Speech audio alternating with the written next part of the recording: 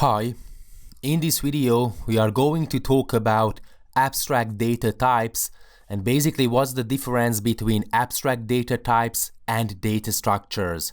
So let's get started. What is an abstract data type? Basically, this is the model or the logical description for a certain data structure. It is like a supertype in programming, in Java for example, an interface where we define that what's going to be the behavior, what methods we would like to implement. So we just define what methods and functions the data structure will have, so we define the basic behavior without the concrete implementation. We don't know that how the behavior is going to be implemented with the help of two for loops or while loops or nested if-else checks or whatsoever. We just know that, okay, what's going to be the behavior. What's very important is that it is just a model. The abstract data type doesn't specify the concrete implementation or the programming language.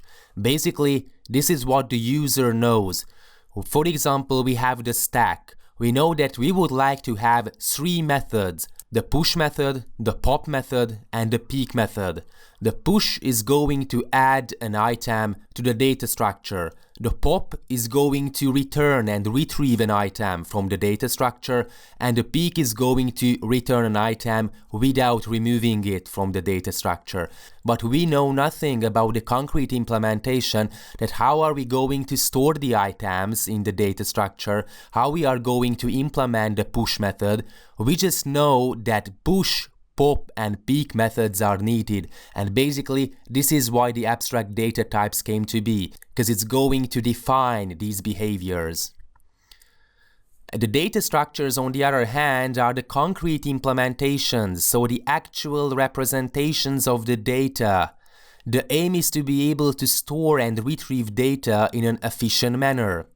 What we are looking for: we would like to be able to insert and find items in ordo1, so constant time complexity, and we would like to be able to retrieve items in ordo1, constant time complexity as well. Of course, this is the best case scenario. Sometimes we are not able to reach this threshold and we are not able to do every operation in ordo1 time complexity, but this is what we are after. So for example, arrays, linked lists and binary trees are data structures. We have the concrete implementations.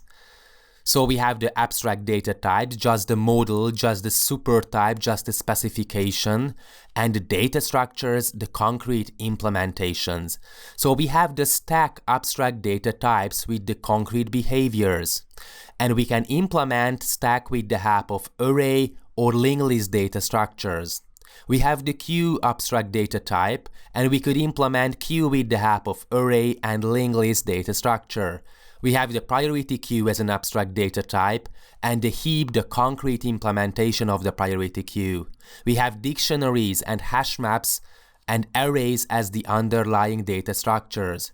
So it's very important that abstract data types and data structures are not independent from each other, in the sense that abstract data types are the specifications, and every abstract data type have an underlying data structure that's going to implement the behavior that has been specified in the abstract data types. So that's the difference between ADTs and data structures. Thanks for watching.